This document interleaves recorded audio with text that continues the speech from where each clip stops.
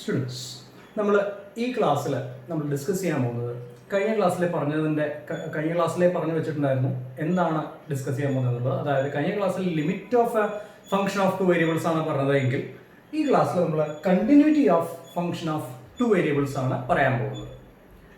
Limit, continuity, differentiability അങ്ങനെയാണ് നമ്മുടെ syllabus develop ചെയ്ത് കൊണ്ടുപോകുന്നത്. അപ്പോൾ ഈ ക്ലാസ്സിൽ continuity of functions of two വേരിയബിൾസിന്റെ ഡെഫിനിഷനും പിന്നെ കുറച്ച് ലിമിറ്റ് വെച്ചിട്ടുള്ള കണ്ടിന്യൂറ്റി ആയിട്ടുള്ള കുറച്ച് കണ്ടിന്യൂസ് ഫംഗ്ഷൻസിന്റെ ചില പ്രോബ്ലംസുമാണ് നമ്മൾ ചെയ്യാൻ ഉദ്ദേശിക്കുന്നത്. അപ്പോൾ പ്രിലിമിനറി പോലെ ഞാൻ ഒന്ന് ഓർമ്മിപ്പിക്കുകയാണ്, റിയൽ ഫംഗ്ഷൻ ഓഫ് സിംഗിൾ വേരിയബിളിന്റെ കണ്ടിന്യൂറ്റി നമ്മൾ ഡിഫൈൻ ചെയ്ത് എങ്ങനെയാണെന്ന് വെച്ച് കഴിഞ്ഞാൽ f of x is said to be continuous at a point a if f of x is defined at a, limit x tends to a, f of x exists and the value of the limit equals f of A.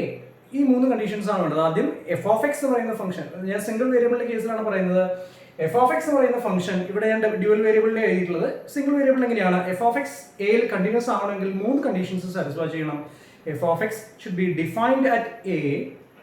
രണ്ടാമത്തേത്, limit x tends to a, f of x must exist. അതായത് left ലിമിറ്റും right ലിമിറ്റും real കേസിൽ, real നമ്പറിന്റെ കേസിൽ, single വേരിയബിളിന്റെ കേസിൽ left ലിമിറ്റും x tends to a plus x tends to a minus, അതായത് limit x tends to a, f of x should exist and the value of the limit should be equal to f of a. Limit x tends to a, f of x എന്ന് പറയുന്ന ലിമിറ്റിന്റെ വാല്യൂയും f of എയും same ആവുമ്പോഴാണ്, ഈ മൂന്ന് കണ്ടീഷൻസും okay ആണെങ്കിലാണ് എഫ് ഓഫ് എക്സ് എ എന്ന് പറയുന്ന പോയിന്റിൽ കണ്ടിന്യൂസ് ആണ് എന്ന് പറയുന്നത്. കണ്ടിന്യൂസ് ആയിട്ടുള്ള ഫംഗ്ഷനുകളിൽ ഒരുപാട് പ്രത്യേകതകളുണ്ട്. നമുക്ക് ജോമെട്രിക്കലി പറയുകയാണെങ്കിൽ നമുക്ക് ബ്രേക്ക് ഇല്ലാതെ വരയാൻ സാധിക്കും. കണ്ടിന്യൂസ് ആണെങ്കിൽ ഒരുപാട് ഗുണങ്ങളും വരുന്നുള്ളതാണ്. നമ്മുടെ ടോപ്പിക് അതൊന്നുമല്ല. നമ്മൾ ഇവിടെ ഡിസ്കസ് ചെയ്യുന്ന ഈ പറഞ്ഞ ഫംഗ്ഷൻ ഓഫ് സിംഗിൾ വേരിയബിളിന്റെ കണ്ടിന്യൂറ്റിയെ ഫംഗ്ഷൻ ഓഫ് ടു വേരിയബിൾസിന്റെ കണ്ടിന്യൂറ്റിയിലേക്ക് ഒന്ന് കയറി ഡിഫൈൻ ചെയ്യണം, ഒന്ന് എക്സ്റ്റെൻഡ് ചെയ്യണം, അല്ലെങ്കിൽ അതിന്റെ ഹയർ വെർഷനിലേക്ക് പോവുകയാണ്.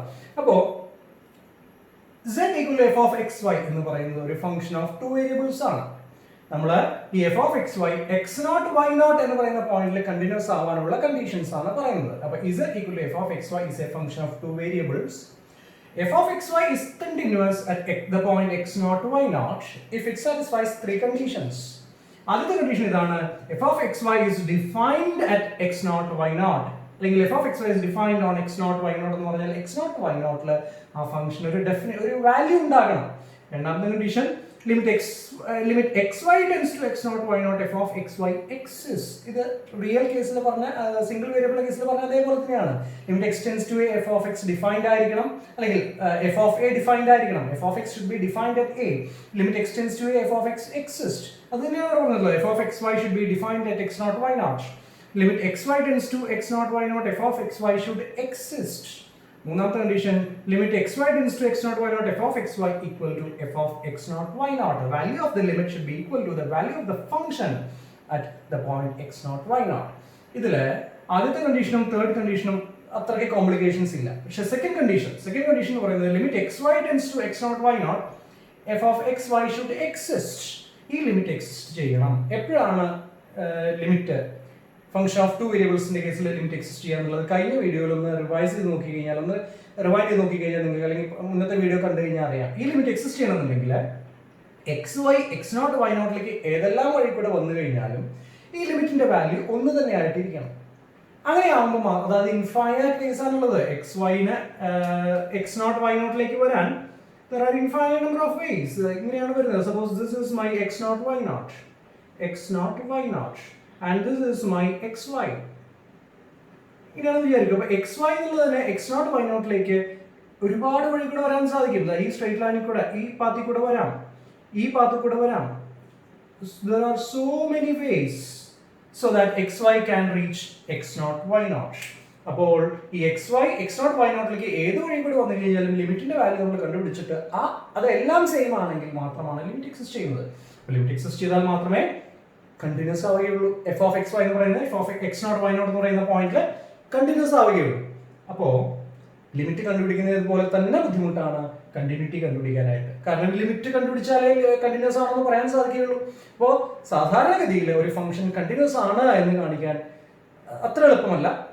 കണ്ടിന്യൂസ് അല്ല എന്ന് കാണിക്കാൻ ഈ ലിമിറ്റ് എക്സിസ്റ്റ് ചെയ്യുന്നില്ല എന്ന് പറഞ്ഞാൽ മതി. മറ്റു രണ്ട് കണ്ടീഷൻസ് ചിലപ്പോൾ ഓക്കെ ആയിരിക്കാം, പക്ഷേ ഈ ലിമിറ്റ് എക്സിസ്റ്റ് ചെയ്യാതിരുന്നു കഴിഞ്ഞാൽ ഫംഗ്ഷൻ കണ്ടിന്യൂസ് ആവുകയില്ല.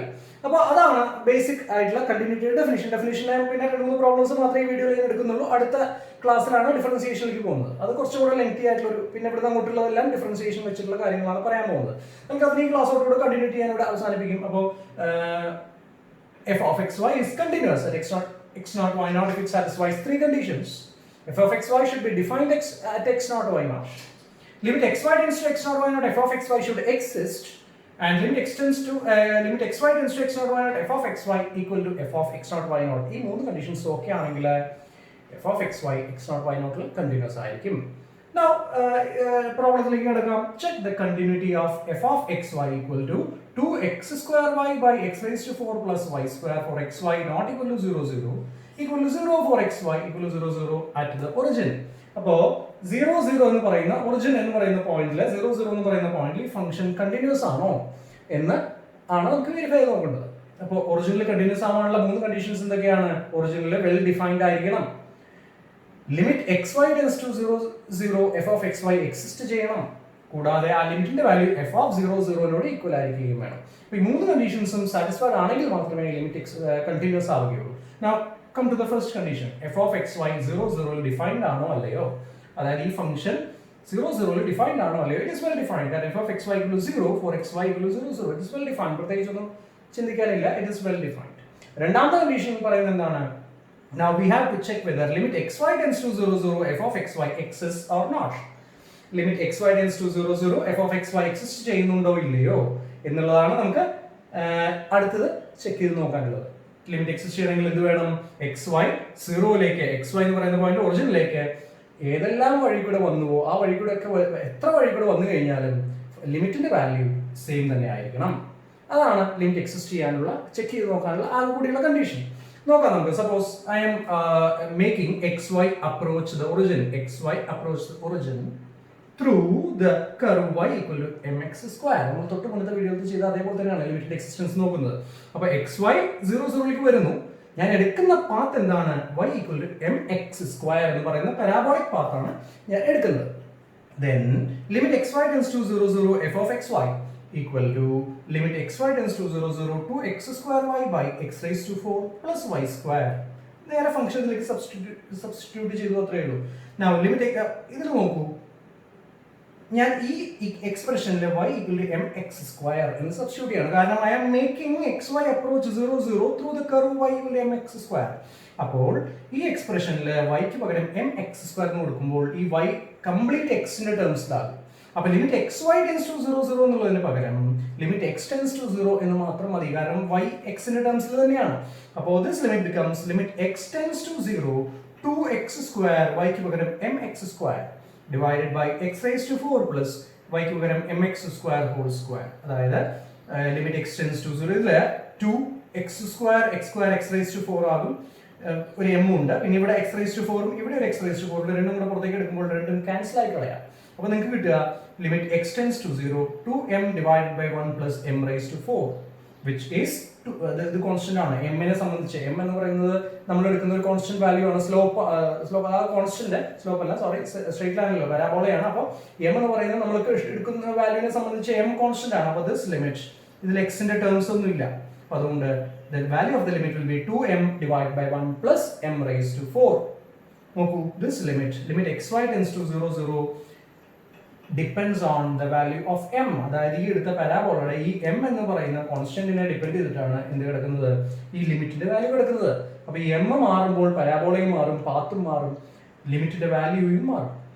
അതിന്റെ അർത്ഥം എന്താണ്? ഓരോ പാത്തിലൂടെ നമ്മൾ വരുമ്പോൾ ഈ പരാബോളിക് ആയിട്ടുള്ള m ന്റെ വാല്യൂസ് മാറുന്ന കിട്ടുന്ന പല പരാബോളിക് പാത്തിലൂടെ വരുമ്പോഴും പല പല വാല്യൂസ് ആണ് ലിമിറ്റ് കിട്ടുന്നത്. So the limit depends on m. The limit does not exist. Limit exist ചെയ്യുന്നില്ല. അപ്പോൾ രണ്ടാമത്തെ കണ്ടീഷൻ വയലേറ്റഡ് ആയി. കണ്ടിന്യൂറ്റിയുടെ രണ്ടാമത്തെ condition xy tends to x0 y0 f of xy should exist. അതായത് ഇവിടെ limit xy tends to 0 0 is not existing. So the function is not continuous at 0 0. This function is not continuous at 0 0. ഇത്ര മാത്രമേ പറയാൻ സാധിക്കൂ. വേറൊരു കാര്യം കൂടെ ഇതിന്റെ കൂട്ടത്തിൽ പറയാൻ, this is a rational function. This is a rational function എന്നുള്ളതുകൊണ്ട് ഈ 0 0 എന്നുള്ള പോയിന്റ് ഒഴികെ മറ്റെല്ലാ പോയിന്റിലും ഇത് കണ്ടിന്യൂസ് ആണ്. അതിപ്പം ഈ ഒരു നമ്മുടെ പരിമിതമായ അറിവ് വെച്ചിട്ട് അത് പ്രൂവ് ചെയ്യാൻ സാധിക്കില്ല. റാഷണൽ ഫംഗ്ഷൻസ് എല്ലാം കണ്ടിന്യൂസ് ആണ്. പക്ഷേ ഈ ഫംഗ്ഷൻ റാഷണൽ ഫംഗ്ഷൻ ആണ്. 0 0 എന്ന് പറയുന്ന പോയിന്റിൽ കണ്ടിന്യൂസ് അല്ല. കണ്ടിന്യൂസ് അല്ല എന്ന് മാത്രമേ എനിക്കിപ്പോൾ കാണിക്കാൻ നിർവാഹമുള്ളൂ. മറ്റ് പോയിന്റുകളൊക്കെ കണ്ടിന്യൂസ് ആണെന്നുള്ളത് ഒരു റെഫറൻസ് വർക്കായിട്ട് ഹയർ ലെവലിൽ PG അല്ലെങ്കിൽ അങ്ങനെ ബുക്കുകളൊക്കെ റെഫർ ചെയ്തിട്ട് നിങ്ങൾ ചെയ്ത് നോക്കിയാൽ നല്ലതായിരിക്കും. Anyway this function is not continuous at the origin. ഇതേപോലെ തന്നെയാണ് നമ്മുടെ രണ്ടാമത്തെ problem. f of xy equal to 4xy by x square plus y square and 0 for xy not equal to 0 0 xy equal to 0 0 x equal to 0 for xy equal to 0 0. ഇതാണ് നമ്മുടെ function definition. അപ്പോൾ check the continuity at the origin. അപ്പോൾ f of xy equal to 4xy by x square plus y square for xy not equal to 0 0. അതവിടെ ഞാൻ എഴുതിയില്ല, just understand. xy not equal to 0 0 equal to 0 ഇവിടുത്തെ പോലെ തന്നെയാണ്. equal to 0 for xy equal to 0 0. ഇത് continuous ആണോ at the origin എന്നാണ് ചോദിച്ചിട്ടുള്ളത്. കണ്ടിന്യൂസ് ആവുള്ള ആദ്യത്തെ കണ്ടീഷൻ എന്താണ്? Function defined at the origin ആണോ? ഒബ്വിയസ്ലി ഡിഫൈൻഡ് ആണ്. 0 ആണ് അതിന്റെ വാല്യൂ. xy equal to 0 0 ഫംഗ്ഷന്റെ വാല്യൂ 0 ആണ്. അപ്പോൾ the function is defined at the origin. അത് ചെക്ക് ചെയ്ത് നോക്കേണ്ട ആവശ്യമില്ല. Now we check the existence of the limit. Limit xy tends to 0 0 f of xy exist ചെയ്യുന്നുണ്ടോ എന്നുള്ളതാണ് വെരിഫൈ ചെയ്യുന്നത്. എക്സിസ്റ്റ് ചെയ്യണമെന്നുണ്ടെങ്കിൽ എന്ത് വേണം? xy 0 0ലേക്ക് ഏതെല്ലാം വഴികൾ വന്നാലും ലിമിറ്റിന്റെ വാല്യൂവിന് ചേഞ്ച് ഉണ്ടാവാൻ പാടില്ല. നോക്കാം. Limit xy tends to 0 0 f of xy equal to limit xy tends to 0 0 4xy divided by x square plus y square. ഞാൻ y equal to mx എന്ന് കൊടുക്കുക. ഇവിടെ mx square എന്നാണ് കൊടുത്തത്. That depends on the problem. ഞാൻ പറഞ്ഞല്ലോ, limit exist ചെയ്യുന്നില്ല എന്ന് കാണിക്കലാണ് കുറച്ചും കൂടെ എളുപ്പം.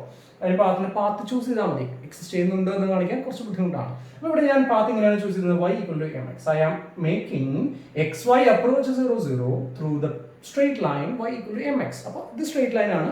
y equal to mx. m എന്ന് പറയുന്നത് slope of the straight line ആണ്. അപ്പോൾ y equal to mx. Then അപ്പോൾ ഞാൻ എന്ത് ചെയ്യുന്നത് വെച്ച് കഴിഞ്ഞാൽ ഈ ലിമിറ്റിലെ y-ക്ക് പകരം mx എന്ന് കൊടുക്കുകയാണ്. അപ്പോൾ limit xy tends to 0 0 f of xy equal to limit y-ക്ക് പകരം mx എന്ന് കൊടുക്കുമ്പോൾ കംപ്ലീറ്റ് എക്സിന്റെ ടേംസിലാകും. അപ്പോൾ this limit reduces to limit x tends to 0 4x into y-ക്ക് പകരം mx divided by x square plus m square x square. Limit x tends to 0 4x into mx divided by x square plus m square x square.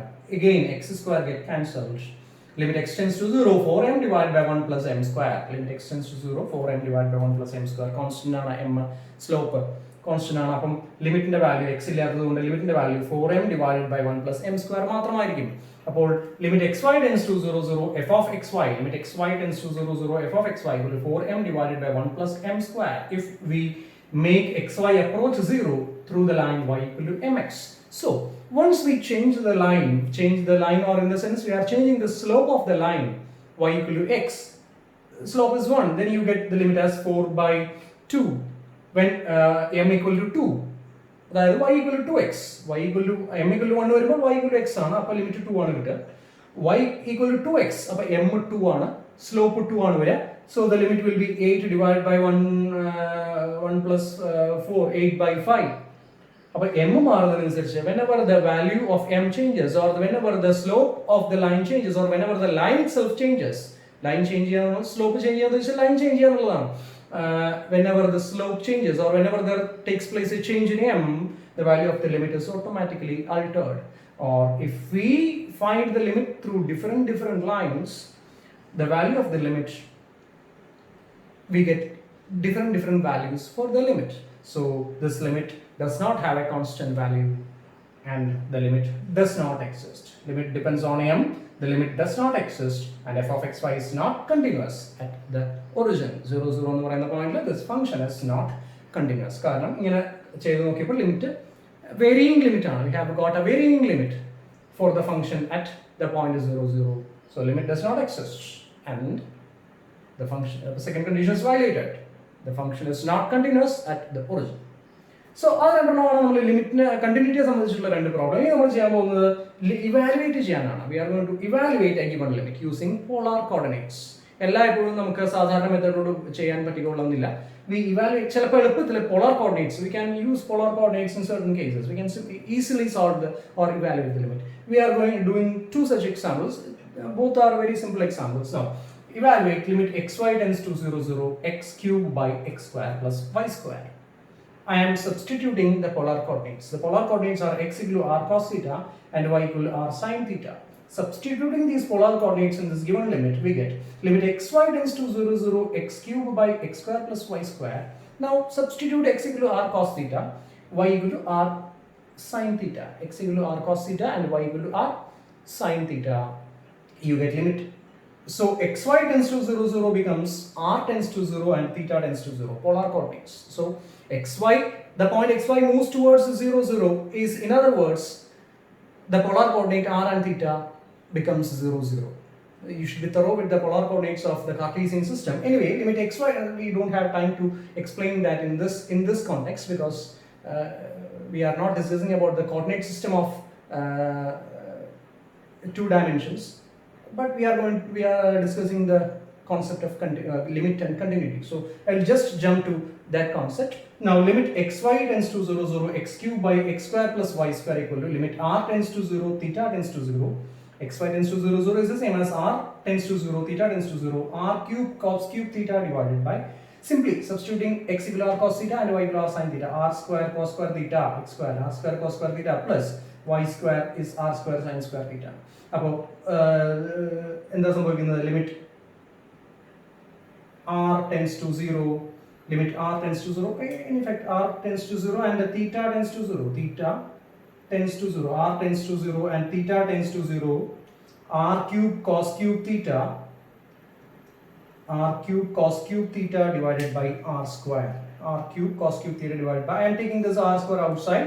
If we take r square outside, you will get cos square theta plus sin square theta, that is 1. So the denominator is simply r square. So you get limit r tends to 0, theta tends to 0, r cube cos cube theta divided by r square, r cube and r square, 2 r's get cancelled, and you get limit r tends to 0, r cos cube theta. Limit r tends to 0, r cos cube theta. You know that cos cube theta and even cos theta have a maximum value 1 and minimum value minus 1. It is bounded. Cos theta, the function cos theta as well as cos cube theta. As cos theta is bounded, the value cos cube theta is also a bounded function. So simply r tends to 0, r cos cube theta means the limit solely depends on r, and cos cube theta is a bounded function. So as this r tends to 0 in this limit, the product will become 0. So the value of the limit is 0. So limit xy tends to 0, 0, x cube by x square plus y square equal to 0. It is a single value. The limit exists and value of the limit is 0. So this is the way to calculate limit using the polar coordinate. The second type, or the fourth problem, is a similar problem. Evaluate limit xy tends to 0, 0, x square by x square plus y square. This also can be evaluated using polar coordinates. Put x equal to r cos theta, y equal to r sin theta. Then the limit becomes limit xy tends to 0, 0, x square by x square plus y square. Simply substituting these polar coordinates, you get this quantity. R square get cancelled, because r cos theta means r square cos square theta, x square plus y square means r square cos square theta plus r square sin square theta. Take r square outside, so you get cos square theta plus sin square theta, and r square cos square theta plus sin square theta is 1. So in effect you will get limit r tends to 0, theta tends to 0, r square cos square theta divided by r square get cancelled, and this becomes limit theta tends to 0, cos square theta. Limit theta tends to 0, cos square theta. What happens to the limit when theta approaches 0? Cos 0, that is 1. The value of the limit becomes 1. So limit xy tends to 0, 0, x square by x square plus y square equal to 1. It is a definite value and it is the definite answer for this limit. And this limit exists in both these cases. The limit exists and we have found out the limit using the polar coordinates. These techniques are also used for finding the limits. That depends on the problem. Here we have used mx square, there we have used y equal to mx. Then looking at the problem, we have to modify our method so that we reach our goal. Okay, so in this class I have just defined what is a continuous function, or definition of continuity of a function of 2 variables. And I have done 2 problems to check whether the function is continuous, and in both cases we have got that the limit does not exist and the function is not continuous at the origin. And in the problem 3rd and 4th, I have used polar coordinates to evaluate certain limits. So we will stop here for now. In the next class, or in the coming videos, I will be stopping continuity here. In the next class we shall discuss something about differentiability. Two variables, there are two variables, so differentiability means not actual differentiation. Actually, we are going to discuss partial differentiation. So that comes in the next video. So we will stop here. Thank you.